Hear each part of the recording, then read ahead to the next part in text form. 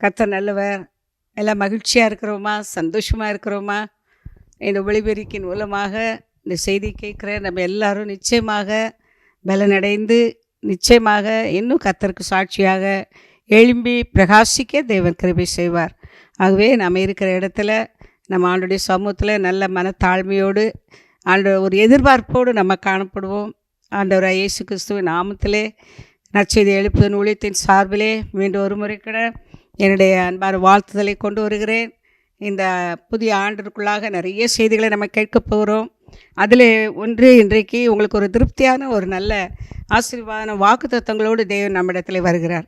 என்னென்ன இந்த வார்த்தைகள் ஒவ்வொன்றும் என்னோடு கூட பேசி என்னை பலப்படுத்திய வார்த்தைகள். ஆகவே தான் இந்த செய்திகள் மூலமாக உங்களிடத்தில் வருகிற ஒவ்வொரு வார்த்தைகளும் ஆண்டவர் நான் என்னுடைய ப்ராக்டிக்கல் லைஃப்பில் நான் அனுபவித்து உங்களோடு கூட பேசுகிற வார்த்தைகள். ஆகவே கர்த்தர் நிச்சயமாக இந்த போதிக்கிற எங்களுடைய வாழ்க்கையில் இதை அனுபவித்து நான் போதிக்கிறதுனாலே அது என் வாழ்க்கையில் மென்மேலும் அந்த ஆசீர்வாதங்களை பெருக செய்து வருகிறார். ஆகவே இன்றைக்கும் நமக்கு அந்த வார்த்தைகள் ஒவ்வொன்றையும் எனக்கும் உங்களுக்கும் அது ஆசீர்வாதமாக தேவனுடைய நாம் மகிமைப்பட ஒரு நிமிடம் நாம் கண்களை மூடி பரலோகத்தின் தேவனை நோக்கி பார்ப்போம். தகப்பனே, நீங்கள் எவ்வளவு நல்லவங்க ஆண்டவரே. நீங்கள் நன்மை செய்கிறவராக இந்த பூமியிலே சுற்றி வந்ததுனால நீங்கள் நன்மை செய்கிறவராக எல்லா காரியங்களையும் செய்து முடித்தீங்கப்பா. அதுபோல் எங்களையும் நீங்கள் அந்த வழியிலே நடத்துகிறீங்க. அதற்காக நன்றி. இன்றைக்கும் நீர் கொடுக்குற அந்த ஜீவனுள்ள வார்த்தைகள் எங்களுடைய வாழ்க்கையில் ஆமென்றும் ஆமேன் என்று நிறைவேறட்டும். கர்த்தர் பெரிய காரியங்களை செய்வீராக. கிருபைக்கு ஒப்பு கொடுக்குறோம். ஆசீர்வதித்தரலும் இயேசுவின் நாமத்தில் பிதாவே, ஆமேன் ஆமேன். கர்த்தர் நல்லவர். இன்றைக்கும் நம்ம இந்த செய்திக்கு நேராக நம்மளை ஒப்பு கொடுப்போம். விசேஷமாக பரிசுத்த பவுலடிகளாருடைய எழுதின நிருபம் பிலிப்பியர் 4ஆம் அதிகாரம் 19வது வசனம். பிலிப்பியர் 4ஆம் அதிகாரம் 19வது வசனத்தை நாம் பார்க்கும் பொழுது, என் தேவன் தம்முடைய ஐஸ்வர்யத்தின்படி உங்கள் குறைவை எல்லாம் கிறிஸ்து இயேசுவுக்குள் மகிமையிலே நிறைவாக்குவார். நல்ல ஒரு ஆழமான நல்ல ஆசீர்வாதமான வார். என் தேவன் தம்முடைய ஐஸ்வர்யத்தின்படி உங்கள் குறைவை எல்லாம் கிறிஸ்து இயேசுவுக்குள் மகிமையிலே நிறைவாக்குவார். எல்லாம் அதில் அடங்கிச்சு. தேவன் அவருடைய ஆசீர்வாதத்தை இயேசு கிறிஸ்து நம்முடைய குறைவுகள் என்னென்ன குறை இருக்குதோ, என்னென்ன ஆசீர்வாத குறைவுகள் இருக்கிறதோ அந்த குறைவுகளை கிறிஸ்து இயேசுவுக்குள் நமக்கு நிறைவாக்குவார். எல்லாமே அதுக்குள்ள அடங்கிச்சு. அப்போ முதலாவது நம்முடைய தேவன், நம்ம ஆராதிக்கிற தேவன் ஜீவன் உள்ளவர். அவர் மேலே நமக்கு ஒரு நல்ல நம்பிக்கை, விசுவாசம் வரணும். அவர் ஐஸ்வர்ய சம்பன்னர். அவருக்கு பேர் ஐஸ்வர்ய சம்பன்னர். அவர்கிட்ட தான் எல்லா ஆசீர்வாதமும் இருக்குது. சாத்தானுடைய கரங்களிலிருந்து எல்லாவற்றையும் அவர் என்ன செய்துட்டார், எடுத்துக்கிட்டார். ஆண்டவராக இயேசு நமக்காக கல்வாரி சிலுவையிலே ரத்தம் சிந்தி நம்மளை மீட்டெடுத்தது மாத்திரமல்ல, இந்த பூமியும் அது நிறைவு எல்லாமே அவருடைய கருத்தில். அவர் எல்லாவற்றையும் சுதந்திரித்து நமக்காக அவர் எல்லாவற்றையும் என்ன செய்ய வைத்திருக்கிறார். நாம் அவருடைய சமூகத்திலிருந்து என்ன செய்யணும், அவருடைய பிள்ளைகளாக வாழ்ந்து நம்ம அவருடைய சமூகத்திலிருந்து பெற்று சாட்சியாக இருக்கணும். சும்மாலாம் அப்படியே வந்தால் அப்பா கொடுத்துருவாருன்னு சொல்லிலாம் நம்ம என்ன செய்ய ஏமாந்து போகக்கூடாது. சரி, அவர் அப்படியெல்லாம் கொடுக்க மாட்டார். இலவசமாக பெற்றுக்கொள்ளுங்கன்னு சொன்னால் இலவசமாக ஓடி போய் என்ன செய்ய முடியாது. அவர்கிட்ட இருந்து அப்படியெல்லாம் வாங்க முடியாது. எல்லாத்துக்குமே ஒரு கண்டிஷன் அவர் வச்சுருக்கிறார். எல்லாத்துக்கும் ஒரு கண்டிஷன் இருக்குது. அதனால் அதை அனுபவிக்கிறவங்களுக்கு தான் தெரியும். ஆகவே இன்றைக்கு அவர் என்ன சொல்கிறாரு, என் தேவன் தம்முடைய ஐஸ்வர்யத்தின்படி, அவருடைய ஐஸ்வர்யம் என்னென்ன ஐஸ்வர்யன்றது முதல்ல நமக்கு தெரியணும். ரோமர் எழுதின நிருபம் 2ஆம் அதிகாரத்தில் நம்ம பார்க்கும்பொழுது அவருடைய ஐஸ்வர்யம் என்ன என்று சொல்லி பார்த்தோம்னா, ரோமர் 2ஆம் அதிகாரம் 4வது வசனத்தில் பார்க்கும்போது, அல்லது தேவ தயவு நீ குணப்படும்படி உன்னை ஏவுறது அறியாமல் அவருடைய தயவு, பொறுமை, நீடிய சாந்தம் இவைகளின் ஐஸ்வர்யத்தை அசட்டை பண்ணுகிறாயோ. ஸோ இந்த ஐஸ்வர்யங்கள் அவருடைய தயவு, பொறுமை, நீடிய சாந்தம் ஆவிக்குரிய ஆசீர்வாதங்கள் தான். அந்த ஐஸ்வர்யம் தேவ சமூகத்தில் இருக்கிற ஆசீர்வாதங்கள், தேவன் வைத்திருக்கிற ஆவிக்குரிய அவர் ஆவியாக இருக்கிறார். ஆவிக்குரிய பிள்ளைகள் ஆவிக்குரிய ஆசீர்வாதங்களை தான் அவருடைய சமூகத்தில் கேட்கணும். அப்படி கேட்கும்போது அவர் அந்தந்த ஆவிக்குரிய ஆசீர்வாதங்களுக்கு தகுந்தவாறு நம்முடைய மெட்டீரியல் பிளெஸ்ஸிங்ஸ், நம்ம சரீர பிரகாரமான குறைவுகளையும் தேவன் நிறைவாக்கி கொடுப்பார். ஆகவே இந்த நாளிலே அவர் என்ன சொல்கிறார், ரொம்ப அழகாக இந்த நாளிலே நமக்காக என்ன செய்கிறார், குறைவுகளை நிறைவாக்குகிற தேவன். நம்முடைய குறைவுகள் என்னென்ன இருக்குதோ, தயவு, பொறுமை, நீடிய சாந்தம், இந்த ஐஸ்வர்யத்தை நம்ம என்ன செய்யக்கூடாது, அசட்டை பண்ணக்கூடாது. உன் மன கடினத்திற்கும் குணப்படாத இருதயத்திற்கும் ஏற்றபடி தேவனுடைய நீதியுள்ள தீர்ப்பு வெளிப்படும் கோபாக்கின நாளிலே உனக்காக கோபாக்கினை குடித்து கொள்கிறாயே. தேவன் அவனுடைய கிரியைகளுக்கு தக்கதாய் அவனுக்கு பலன் அளிப்பார். அப்போ சோர்ந்து போகாமல் நறுக்கிலேயே செய்து மகிமையும் கனத்தை அழியாமை தேடுவர்களுக்கு நித்திய ஜீவனை அளிப்பார். அப்போ அவருடைய ஐஸ்வர்யத்தில் நம்ம என்ன செய்யணுமா, அவருடைய சமூகத்தில் என்ன செய்யணும், அவருடைய தயவு, பொறுமை, நீடிய சாந்தம், இவைகளை நம்ம அசட்டை பண்ணக்கூடாது. தயவு என்று சொல்லி பார்க்கும் பொழுது ஏசாயா தீர்க்கதரிசியின் புஸ்தகம் இதெல்லாம் ரொம்ப அதிகமாக அவருடைய சமூகத்தில் மெடிடேட் பண்ணி தியானித்து ஆண்டவர் இருந்து கொடுத்த இந்த வாசனங்கள். அவருடைய ஐஸ்வர்யம் என்ன தெரியுமா? மன்னிக்கிறது தான். அவர் ஐஸ்வர்ய சம்பன்னர். அவர் மன்னிக்கிறதுக்கு தயவு பெருத்தவர். ஏசாயா தீர்க்கதரிசியின் புஸ்தகம் 55ஆம் அதிகாரம் 7வது வசனம். ஏசாயா 55:7 வசனம். துன்மார்க்கன் தன் வழியையும் அக்கிரமக்காரன் தன் நினைவுகளையும் விட்டு கர்த்தரிடத்தில் திரும்ப கடவன். அவர் அவன் மேல் மனதுருகுவார். நம்முடைய தேவனிடத்திற்கே திரும்ப கடவன். அவர் மன்னிக்கிறதற்கு தயை பெருத்திருக்கிறார். நம்மக்கிட்ட இந்த ஆசீர்வாதம் கண்டிப்பாக, இந்த ஆவிக்குரிய ஆசீர்வாதங்கள், இந்த குறைவு நம்மகிட்ட இருக்குமானா, நம்மக்கிட்ட மற்றவங்களை மன்னிக்கிறதுக்கு சில நேரம் நமக்கு மனசே வராது பாருங்கள். ஒரு அருமையான சகோதரி எனக்கு வாட்ஸ்அப்பில் மெசேஜ் அனுப்புவாங்க. அப்போ அவங்க எனக்கு சில காரியங்களை அவங்க ஷேர் பண்ணும்போது சொல்கிறது பார்க்கும்போது எனக்கு ஒரு பக்கம் சிரிப்பாக இருக்கும், இன்னொரு பக்கம் மனசு கஷ்டமாக இருக்கும். இவங்களுக்கு என்ன பதில் சொல்கிறது? நான் ஆவியானவர் சொல்கிறத நான் அவங்களுக்கு சொல்லுவேன். சிஸ்டர், இதை பார்க்கும்போது நீங்கள் முதலாவது அவங்க என் கணவருக்கும் அவங்களுக்கும் பிரச்சனை, உங்கள் குடும்பத்தில் அந்த கணவரோடு உள்ளவங்களோட சேர்ந்த உறவினர்களுக்கும் பிரச்சனை. இதை தான் அவங்க சொல்லுவாங்க, என் கணவர் இந்த நாளில் சாகணும்னு ஜெபம் பண்ணுங்கம்பாங்க முதல்ல. அடுத்தது அந்த கணவருக்கு என்ன செய்வாங்க, இது நடக்கணும் அது நடக்கணும், அப்படி நீங்கள் ஜெபம் பண்ணுங்க, உங்கள் குழுக்கெலாம் சேர்ந்து அப்படி ஜெபம் பண்ணுங்கன்னு. அப்போ நான் கொஞ்ச நாள் அவங்களுக்கு நிறையா என்ன செய்கிறேன், வசனங்களை அனுப்பினேன். அவங்க அதெல்லாம் பார்க்குறதே இல்லை, அவங்களுக்கு அது விருப்பம் இல்லை. ஆனால் அவங்க நான் சொன்னேன், சிஸ்டர், முதலாவது நம்ம செய்ய வேண்டியது, நீங்கள் உங்கள் கணவரை நேசிங்க, உங்கள் கணவரை மன்னிச்சிருங்கன்னு சொல்லுவேன். அவங்க சொல்லுவாங்க, இதை மட்டும் என்கிட்ட கொண்டு வராதிங்கம்பாங்க, இது மட்டும் எனக்கு பிடிக்காது, எனக்கு அவரை மன்னிக்கவே முடியாது. ஆனால் ஆண்டவர் இங்கே என்ன சொல்கிறாரு? மன்னிக்கிறதுக்கு தயவு பெருத்தவர். இதுதான் நம்முடைய குறைவில் நம்மளால் என்ன செய்ய முடியல, அவருடைய நிறைவை நம்ம பெற்றுக்கொள்ளணும்னா நம்ம விட்டு கொடுக்கணும், அவ்வளோதான். அது பிள்ளைகளாக இருக்கலாம், மனைவியாக இருக்கலாம், புருஷனாக இருக்கலாம், நெய்பர்ஸாக இருக்கலாம், இல்லை ஒர்க்கிங் ஸ்பாட்டில் உள்ளவங்களாக இருக்கலாம். நமக்கு விரோதமாக ஏதாவது செய்திருப்பாங்க. அப்போ நம்ம அவங்களுக்கு விரோதமாக நம்ம எழும்புறது சரியான காரியம் அல்ல. அப்போ இன்றைக்கு ஆண்டவர் இன்றைக்கி நம்ம பார்த்து சொல்கிறாரு, நீ மற்றவங்க மேலே என்ன செய்யணும்? தயவு வைக்கணும். யார் என்ன இது பண்ணாலும் நீ அவங்கள மன்னிக்கிறதுக்கு நான் மன்னிக்கிறதுக்கு தயவு பெறுத்தவராக இருக்குது போல் நீயும் என்ன செய்யணும்? மற்றவங்களை மன்னிக்கணுன்றார். அதுதான் அவருடைய ஐஸ்வர்யம். தேவன் ஐஸ்வர்ய சம்பன்னர். அதை எப்படி ஆண்டவராக இயேசு கிறிஸ்து என்ன செய்தார்? கிறிஸ்து இயேசுக்குள்னு போட்டிருக்கு, வாஸ்தவம் இல்லை, கிறிஸ்து இயேசுக்குள் மகிமையிலே நிறைவாக்குவார். எப்படி அவர் நிறைவேற்றினார்? சிலுவையில் 3 நாள் அவரை, அதுக்கு முன்னாடி 3 நாளைக்கு மேலாக அவரை அடி நொறுக்கி எடுத்து ஒரு சொட்டு ரத்தம் கூட இல்லாதபடிக்கு சரீரத்தை பிழிஞ்சு எடுத்து என்ன செய்கிறாங்க? சிலுவையில் அடிச்சிருக்காங்க. அப்பவும் அவர் சொல்கிறாரு, பிதாவே இவர்களுக்கு மன்னியும், தாங்கள் செய்கிறது என்று தெரியாமல் செய்கிறாங்களே. அதான் கிறிஸ்து இயேசுக்குள் தயை. இப்போ இன்றைக்கு நம்மளை எவ்வளோ தான் சொன்னாலும், எவ்வளோ தான் பண்ணாலும், நீங்கள் அவங்கள மன்னிச்சுட்டு அவங்கள பார்த்து மகனே மகளே, அல்லது மனைவியை பார்த்து, புருஷனை பார்த்து, சொந்தக்காரங்களை பார்த்து, அண்ணனை பார்த்து, தம்பியை பார்த்து, ஹலோ எப்படிமா இருக்கிற, நல்லா இருக்கிறியான்னு சொல்லி இந்த பண்டிகை நாட்களானாலும் சரி, அல்லது புது வருஷமானாலும் சரி, பிறந்த நாளானாலும் சரி, எந்த நாட்களானாலும் மீண்டுமாக அந்த அன்பை நம்ம புதுப்பித்து கொள்கிறோமா? அதுதான் தயை. இன்றைக்கு ஒரு கிறிஸ்துவனுடைய அன்புக்குள்ளாக நம்ம இறங்கி வந்தோமானா அதுதான் தேவனுடைய ஐஸ்வர்யம். அவர் பாருங்கள் இவ்வளோ அழகாக நமக்கு இதில் வெளிப்படுத்தி இருக்கிறார். அவருடைய ஐஸ்வர்யம் தயை. ரோமர் 2ஆம் அதிகாரம் 4வது வசனத்தை உண்மையிலேயே நம்ம மனப்பாடம் பண்ணணும். மனப்பாடம் பண்ணால் தான் நம்ம மற்றவங்களுக்கும் நம்ம என்ன செய்ய முடியும், சொல்ல முடியும். இது யாராக இருந்தாலும் சரி, அது இயேசுவை ஏற்றுக்கொண்டவங்களோ இயேசுவை ஏற்றுக்கொள்ளாதவங்களோ, இயேசுவை ஏற்றுக்கொண்டவங்களுக்கு நிச்சயமாக ஆண்டவர் என்ன செய்வார்? நியாய தீர்ப்பு உண்டு, கணக்கேற்பார். அவர் இந்த நாளில் ஆண்டவர். அப்போ பொறுமைன்னா என்னன்னே தெரியாது நமக்கு யாருக்குமே. சிலர் கேட்பாங்க, எனக்கு பொறுமைக்கு ஒரு எல்லை உண்டும்பாங்க. பொறுமைக்கு எல்லையே கிடையாது. There is no end. பொறுமைக்கு எல்லை நீடிய பொறுமை தான். நீடிய பொறுமை லாங் சஃபரிங் தான். அது நமக்கு உபோத்திரம், ஆனால் கடைசி அது ரட்சிப்பு. பொறுமைக்கு எல்லை ரட்சிப்பு, அது நீடிய பொறுமை தான். பொறுமைக்கு எல்லையே கிடையாது. யாராவது அப்படி நீங்கள் மனசில் பொறுமைக்கும் ஒரு எல்லை உண்டு இல்லை, அதனால் நான் அப்படி இருந்தேன் இப்படி இருந்தேன்பாங்க. நோ, ஆண்டவருக்கு முன்னாடி அதெல்லாம் நம்ம சொல்ல முடியாது. பொறுமைக்கு ஒரு எல்லை எதுவே கிடையாது.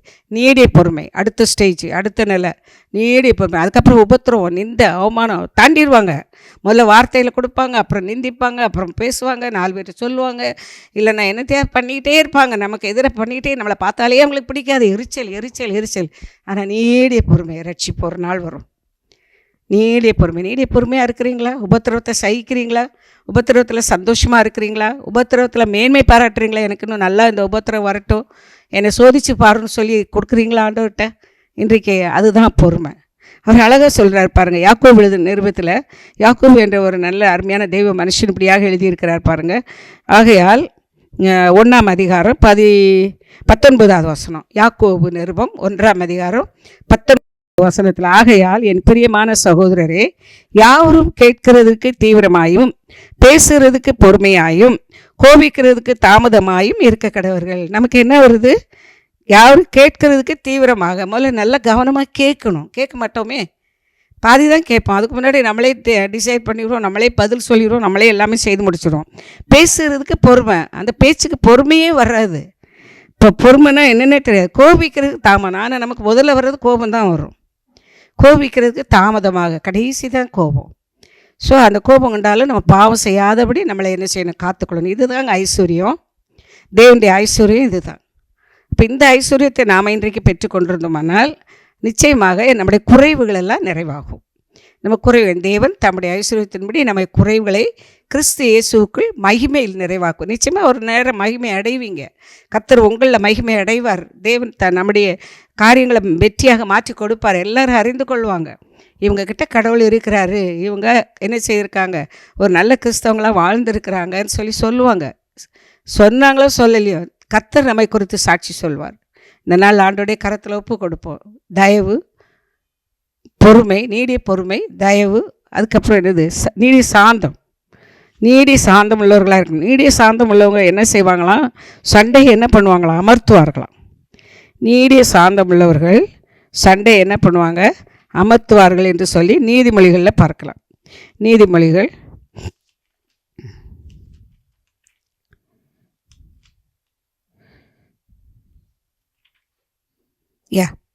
நீதிமொழிகள் 16ஆம் அதிகாரம். நீதிமொழிகள் 16ஆம் அதிகாரம். நீதியின் வழியில் 32வது வசனம். பலவானை பார்க்கிலும் நீடிய சாந்தமுள்ளவன் உத்தமன், பட்டணத்தை பிடிக்கிறவனை பார்க்கிலும் தன் மனதை அடக்குகிறவன் உத்தமன். சீட்டு மடியிலே போடப்படும், காரிய சித்தியோ கர்த்தரால் வரும். ஸோ யார்? நீடிய சாந்தம் உள்ளவர்கள் தான் உத்தமர்கள். அவங்க தான் என்ன செய்வாங்களாம்? கர்த்தரை என்ன செய்வாங்க? சாட்சியாக இருப்பாங்க. 15ஆம் அதிகாரம். நீதிமொழிகள் 15:18வது வசனம் பாருங்கள். நீதிமொழிகள் 15ஆம் அதிகாரம் 18வது வசனம் பார்க்குறோம். கோபக்காரன் சண்டையை எழுப்புகிறான், நீடிய சாந்தம் உள்ளவனோ சண்டையை அமர்த்துகிறான். நம்ம என்ன எப்படி இருக்கிறோம்? வீட்டில் சண்டை அமர்த்துறவங்களா இருக்கோமா, அல்லது எரியிற நெருப்பில் கொஞ்சம் எண்ணெயை விட்டு வீட்டில் ஒரே சண்டை, அப்புறம் பிரிவினை, அப்புறம் அது இது போலீஸ் கேஸு, டைவர்ஸ் கேஸு, இதெல்லாம் ஆண்டவருக்கு பிரியமில்லாத காரியங்கள். தேவனுடைய தயவு, தேவனுடைய பொறுமை, தேவனுடைய நீடிய சாந்தம். அப்போ எனக்கு அந்த குறைவுகள் என் வாழ்க்கையில் இருக்குது என்ற சாந்தம்னா என்னன்னே தெரியாது. சாந்தம் உள்ளவர்கள் பூமியை சுதந்திரித்து கொள்வார்கள். குற்றம் செய்தவர்களை சீர்பருந்த பண்ண சாந்தம் உள்ளவர்கள் என்ன செய்வாங்களாம்? அவங்கள சரி பண்ணுவாங்க. உட்கார வச்சு பேசி அவங்கள சரி பண்ணணும். அதுலேயும் கேட்கல அப்படின்னா நம்ம சண்டைகள் வராதபடி நம்மளை அதை அமர்த்தி பொறுமையாக காத்திருக்கும்போது நிச்சயமாக அந்த காரியத்துக்கு தேவன் என்ன செய்வார்? நமக்கு பதில் கொடுப்பார். கண்டிப்பாக கொடுப்பார். சில நேரம் அது வருஷக்கணக்காகலாம், 10 வருஷம் ஆகலாம், 15 வருஷம் ஆகலாம், நிறைய வருஷங்கள் கூட ஆகலாம், சிலது உடனே கூட இருக்கும். ஆனால் எதுவானாலும் சரி உங்களை சோதிப்பதற்காக நடக்கிற சம்பவங்கள். ஆனால் நீங்கள் எப்படி இருக்கீங்கன்னு பார்ப்பார் தேவன். தம்முடைய ஐஸ்வர்யத்தின்படி உங்களுடைய குறைவுகளை கிறிஸ்து இயேசுவுக்குள் மகிமையிலே நிறைவாக்குவார். அந்த நீடிய சாந்தம் உள்ளவர்கள் என்ன செய்வாங்களாம்? சண்டையை அமர்த்துவார்கள். சண்டையை அமர்த்துறவர்களாக நம்ம இருப்போமானா நீடிய சாந்தம் உள்ளவர்கள் நம்ம. அப்போது தேவனுடைய ஐஸ்வர்யம் நம்மிடத்தில் இருக்குதுன்னு அர்த்தம். தேவனுடைய ஐஸ்வர்யம் நம்மிடத்தில் இருக்குமானால் நிச்சயமாக கிறிஸ்து இயேசுக்குள்ளே நம்முடைய குறைவுகளை எல்லாம் நிறைவாக்கி தருவார். நம்ம குடும்பம் கண்டிப்பாக, நம்முடைய பிள்ளைங்க, நம்முடைய சபை, நம்முடைய தேசம், நம்முடைய மாநிலங்கள் கட்டாயம் ஆசீர்வதிக்கப்படும். சரி, அந்த சண்டைகளை அமர்த்தப்படுறது, அப்புறம் வந்து டைவர்ஸ் எழுதி கொடுக்குறாங்க பாருங்கள். கிறிஸ்டியன்ஸில் தான் இப்போ நிறைய நடக்குது. எங்கே பார்த்தாலும் ஒரு இது முந்தைய அமெரிக்கா தேசம் வெளிநாடுகளில் தான் என்ன செய்வாங்க, ஆகுன்னா உடனே என்ன செய்வாங்க, எத்தனை கல்யாணம் வேணாலும் முடிச்சுக்கிடுவாங்க, டைவர்ஸ் பண்ணிக்கிடுறாங்க, எல்லாமே நடக்குது. ஆனால் இந்தியாவில் அதுவும் தமிழ்நாட்டில் நம்ம என்ன செய்கிறோம், ஊழியக்காரங்களுக்குள்ள விசுவாச குடும்பங்களுக்குள்ள ஈஸியாக டைவர்ஸ் எழுதி கொடுக்குறாங்க. எப்படி இவங்க வந்து தேவ சமூகத்தில் நிற்க முடியும்? தேவனுடைய ஐஸ்வர்யம் நம்ம இடத்துல இருக்குதா? இன்றைக்கு ஒரு தீர்மானம் கிடையாது. ஏன் நம்ம அதை வாபஸ் வாங்கக்கூடாது? ஏன் நம்ம அதை வந்து அதை முறிச்சிடக்கூடாது? ஏன் அதை நம்ம முறித்து நம்ம அந்த அன்பை வெளிப்பட தேவனுடைய ஐஸ்வர்யத்தை நம்ம பெற்றுக்கொள்ளக்கூடாது? அதுதான் தேவனுடைய ஐஸ்வர்யம். நீங்கள் உண்மையாக நீங்கள் ஆண்டுடைய ஐஸ்வர்யத்தையும் கிறிஸ்துவனுடைய மகிமையை நீங்கள் வெளிப்படுத்தணும்னு நினைப்பீர்களானால் உங்கள் குடும்பத்தில் உள்ள சண்டை சச்சரவுகளை நீங்கள் கோர்ட் கேஸுக்கோ மற்ற இதுகளுக்கோ கொண்டு போகாமல் நீங்கள் என்ன செய்யலாம், அதை எப்படி கவுன்சிலிங் எடுக்கலாம். கவுன்சிலிங் எடுத்து அதை எப்படி நீங்கள் என்ன செய்யலாம், ஆண்டவரே இந்த குடும்ப பிரச்சனையில் நாங்கள் என்ன செய்கிறது, இவங்க மூலமாக அவங்க கரெக்டாக சிலதெல்லாம் சொல்லுவாங்க. நல்ல அட்வொகேட்டுகள் அல்லது நல்ல அருமையான தேவனுடைய பிள்ளைங்க கரெக்டாக அவங்க என்ன செய்வாங்க, சண்டை சச்சரவுகள் இல்லாமல் சமாதானமாக ஆகிறதுக்கு வேண்டிய வழிகளை சொல்லிக் கொடுப்பாங்க. அது தப்பு இல்லை. ஆனால் இன்றைக்கு நம்ம என்ன செய்கிறோம், முட்டிகிட்டு நிற்கிறோம் பார்த்தீங்களா? முட்டிகிட்டு கோபம்னா அந்த கோபத்துலேருந்து கீழே இறங்கியே வர மாட்டாங்க, சிலர் இறங்கி வரவே மாட்டாங்க. ஆனால் ஆண்டவர் சமூகத்தில் நிச்சயமாக நிற்க முடியாது. நரகம்தான் அது. அது வந்து நரகம், பூமியில் நரகத்தை நம்ம அனுபவிக்கிறோம். ஆனால் கர்த்தருடைய ஐஸ்வர்யம் அங்கெல்லாம் இருக்குதோ அவங்க பரலோகத்தை இந்த பூமியில் அனுபவிப்பாங்க. என்னுடைய அனுபவத்தில் நான் சொல்கிறேன், நீங்கள் இந்த பூமியிலையும் பரலோகத்தை அனுபவிப்பீங்க. பரலோகத்துலேயும் நீங்கள் பரலோகத்தில் ஆட்டோமேட்டிக்காக நம்ம ஆவி தேவனோடு இணையும், அவரோட கூட நித்தியமாக இருப்போம். அந்த நம்பிக்கை நமக்கு இருக்குதா? தேவன் தம்முடைய ஐஸ்வர்யத்தின்படி என்னுடைய குறைவுகள் எல்லாம் கிறிஸ்து இயேசுக்குள் மகிமையிலே நிறைவாக்குவார். எத்தனை பேர் நம்ம தைரியமாக சொல்ல முடியும்? இன்றைக்கு இந்த செய்தி கேட்டுக்கிட்டு இருக்கோமே, நான் யார் கூடலாம் பேசாமல் இருக்கேன், கசப்பு இருக்குதா, வைராக்கியம் இருக்கா, கோபம் இருக்கா, வீட்டுக்குள்ளேயே எத்தனை பேரோட பேசாமல் இருக்கோம், குடும்பத்திலேயே எவ்வளோ பேர் இருப்பேன்னா நல்ல பிள்ளையாட்டம் என்ன செய்வோம், சர்ச்சுக்கும் போயிடுவோம், கம்யூனியன் எடுத்துருவோம், திருவிருந்த ஆராதனையில் கலந்துக்கிடுவோம், கிறிஸ்தவங்களாக இருந்தால் விசுவாசிகளாக இருந்தால் என்ன செய்வோம், ரொம்ப நல்ல பிள்ளை மாதிரி யாரும் நம்மளை எதுவும் நினைக்கக்கூடாதுன்ட்டு என்ன செய்வோம், அப்படி இப்படின்னு எல்லாம் என்ன செய்வோம், பண்டிகை நாளுக்கு எல்லாம் வாங்கிலாம் கொடுத்துருவோம். அம்மாவாக இருந்தால் அப்பாவாக இருந்தால் என்ன பண்ணுவோம், துணிமணி எல்லாம் வாங்கி கொடுத்துருவோம், எல்லாம் செய்வோம். ஆனால் ஆண்டவர் விரும்புவாரா? இல்லை. தேவனுடைய ஐஸ்வர்யம் நம்ம இடத்துல இல்லை. தேவனுடைய ஐஸ்வர்யம் நமக்குள்ளே இருக்குமானால் நம்முடைய குறைவுகளெல்லாம் நிறைவாகும். நம்ம உள்ளத்தில் ஒரு தெய்வீக சமாதானத்தை தேவன் கொடுப்பார். அந்த சமாதானத்தை அது கர்த்தர் தான் தரணும். நிச்சயமாக இன்றைக்கு நாம் அந்த ஐஸ்வர்யத்தை அவருடைய தயவு அவருடைய நற்குணங்கள் இவைகளை நம்ம பெற்றுக்கொள்ளும்போது கர்த்தர் நிச்சயமாக நம்ம என்ன செய்வார், நம்மிலே அவர் மகிமை அடைவார். நம்மை குறித்து சாட்சி பகர அவர் வெட்கமடைய மாட்டார். என் பிள்ளைங்க எனக்காக வாழ்ந்தாங்க, என் பிள்ளைங்க தன்னை சாட்சியாக காத்து கொண்டார்கள், என் பிள்ளைங்க நிந்தையை சுமந்தாங்க, என் பிள்ளைங்க இத்தனை வருஷம் எனக்காக எல்லாவற்றையும் சகித்தாங்க, அவர் அழகாக சொல்வார். இப்படிப்பட்டவர்களை செய்கிறவர்கள் குற்றவாளியின் தீர்த்தும் அவர்களை செய்கிறவனே, நீ தேவனுடைய நியாய தீர்ப்புக்கு தப்பிக்கொள்ளலாம்னு நினைக்கிற, அல்லது தேவ தயவு நீ குணப்படும்படி உன்னை ஏவுகிறது அறியாமல் அவருடைய தயவு பொறுமை நீடிய சார்ந்தவைகளின் ஐஸ்வர்யத்தை அசட்டை பண்ணுகிறாயோ. ஆகவே நம்ம இதை அசட்டை பண்ணாமல் தேவனுடைய சமூகத்தில் நம்மளை தாழ்த்தி ஒப்பு கொடுப்போம். நிச்சயமாகவே முடிவு உண்டு. உங்களுடைய நம்பிக்கை வீண் போகாது. எத்தனை வருஷம், எத்தனை மாதம் நான் இதெல்லாம் சகிக்கிறதுன்னு சொல்லி நீங்கள் நினைக்கலாம். ஆனால் கர்த்தர் நிச்சயமாக உங்களுக்காக அவர் என்ன செய்வார், வழக்காடுவார். உங்களுக்காக அவர் பரிந்து பேசுவார். உங்களுக்காக அவர் யாவையும் செய்து கொடுப்பார். ஆகவே இந்த அவருடைய ஐஸ்வர்யம்னா என்னன்றது நம்ம தெரிந்து நம்ம செயல்படும். அவருடைய அன்பின் அகலம் ஆழம் நீளம் உயரம் என்னதென்று அறியணும். அது ஒரு பெரிய ஐஸ்வர்யம், ஆசீர்வாதம். கிறிஸ்துவானவர் மகிமையின் நம்பிக்கையாக நமக்குள் வாசமாக இருக்கிறார். அது ஒரு பெரிய ரகசியம். கிறிஸ்துவானவர் மகிமையின் நம்பிக்கையாக நமக்குள்ளே அவர் வாசமாக இருக்கிறாராம். அதுக்கு நம்ம இடம் கொடுக்குறோமா? இடம் கொடுத்தா தான் இந்த ஐஸ்வர்யத்தெல்லாம் நம்ம பெற்றுக்கொள்ள முடியும். யாரெல்லாம் நம்ம இந்த ஐஸ்வர்யம் நமக்கு வேணும், தேவனுடைய ஐஸ்வர்யம் எனக்கு வேணும், எனக்கு பெரிய பங்களா வேணும், கார் வேணும், எனக்கு அவங்க வச்சுருக்க கார் மாதிரி வேணும், இவங்க வச்சுருக்க நகை மாதிரி வேணும், எனக்கு இவங்க வச்சுருக்கிற மாதிரி அப்படி வேணும் இப்படி வேணும், இதெல்லாம் கேட்காதீங்க.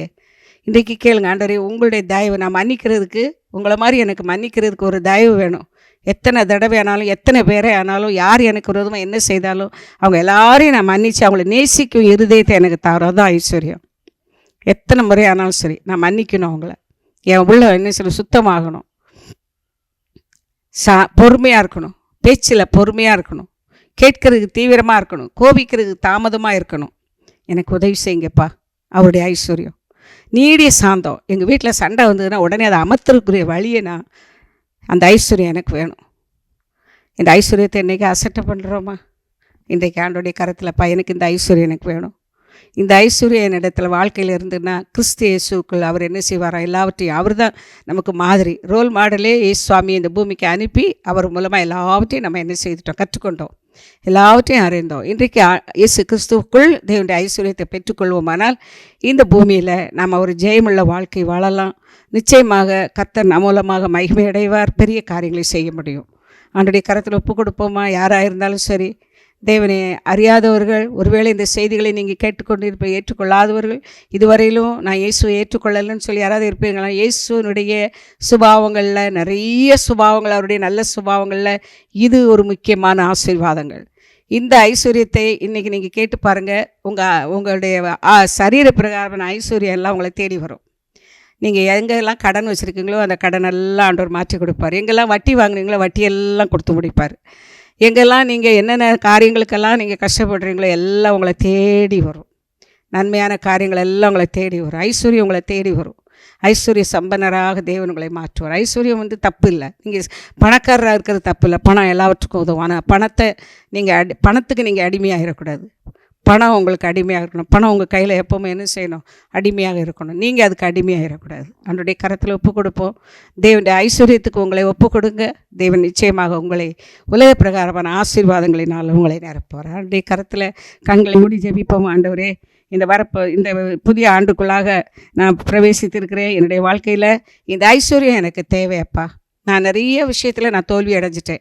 நான் நிறைய விஷயத்தில் இந்த ஆசீர்வாதங்கள் நான் இழந்து போனேன். ஆனால் இன்றைக்கு எனக்கு அந்த ஆசீர்வாதம் என்னை தேடி வரணும். இந்த கர்த்தரின் நீதிமொழிகள் 10:22 பார்க்குறோம். கர்த்தரின் ஆசீர்வாதம் ஐஸ்வர்யத்தை தரும், அதனுடைய அவர் வேதனையை கூட்ட மாட்டார். உங்களுக்கு கொடுத்த ஆசீர்வாதத்தில் நீங்கள் சந்தோஷமாக இருப்பீங்க. ஏன் உங்களுக்கு பிரச்சனை? உங்களுக்கு கர்த்தர் சுதந்திரம் கொடுத்துருக்கிறார், பிள்ளைங்களை கொடுத்துருக்காருன்னா அந்த சுதந்திரம் கண்டிப்பாக உங்களுக்கு ஆசீர்வாதமாக இருப்பாங்க. அது ஐஸ்வர்யம், கர்த்தர் கொடுத்த ஐஸ்வர்யம், கர்த்தரின் ஆசீர்வாதம் ஐஸ்வர்யம். அதனால வேதனையை கூட்ட மாட்டார். இதுவரைக்கும் ஒருவேளை நீங்கள் அதனால் வேதனையை அனுபவிச்சுட்டு இருந்தீங்கன்னா இன்றைக்கு அந்த வேதனையின் மேலே தேவன் உங்களுக்கு என்ன செய்வார், ஒரு வெற்றியை கொடுப்பார். அன்றைய கரத்தில் ஒப்பு கொடுங்க. எனக்கு உங்கள் தயவு வேணும், உங்கள் சாந்தம் பொறுமை வேணும், உங்கள் நீடிய சாந்தம் வேணும்ப்பா. அந்த ஐஸ்வர்யத்தை நான் சம்பாதித்துக்குள்ளே என்னை ஒப்பு கொடுக்குறேன்னு சொல்லுங்கள். கர்த்தர் நிச்சயமாகவே உங்களுடைய எதிர்காலங்களை கர்த்தர் ஆசீர்வதித்து நல்ல ஜீவனுள்ள சாட்சிகளாக உங்களை நிறுத்துவார். தகப்பனே, இந்த நல்ல அருமையான நாளிலே இந்த ஒளிபெருக்கின் மூலமாக இந்த செய்திகளை கேட்டுக்கொண்டிருக்கிற பிள்ளைகள் ஒவ்வொருவருடைய வாழ்க்கையிலும் தேவன் தம்முடைய ஐஸ்வர்யத்தை ஊற்றுவீராக.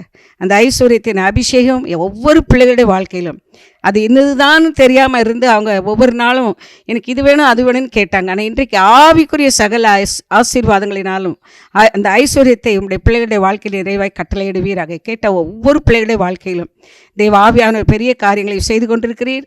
நல்ல ஜீவனுள்ள சாட்சிகளை நீர் கொடுக்க போகிறீர். நீர் ஒரு ஐஸ்வர்ய சம்பன்னர் என்பதை நீர் நிரூபித்து விட்டீர். ஆமாண்டவர், ஒவ்வொரு பிள்ளைகளும் ஆமாண்டவரே கிறிஸ்து இயேசுக்குள் மகிமையிலே இந்த ஐஸ்வர்யத்தை பெற்றுக்கொள்ளத்தக்கதாக அவருடைய குறைவுகளை நீர் நிறைவாக்குகிற தேவனாக இருக்கிறீர். உமக்கு நாங்கள் நன்றி செலுத்துகிறோம். எங்களை தாழ்த்தி அர்ப்பணிக்கிறோம். நல்ல ஜீவனுள்ள சாட்சிகளை இந்த பிள்ளைகள் மூலமாக நீர் எழுப்பி தருவீராக. தேவனே, உங்கள் அன்பு கரத்தில் ஒப்புக் கொடுக்கிறோம். ஆமாண்டவரே, உம்முடைய நாம் மட்டும் மகிமைப்படுவதாக. இயேசு கிறிஸ்துவின் இனிய நாமத்திலே ஜெபிக்கிறோம் நல்ல பிதாவே.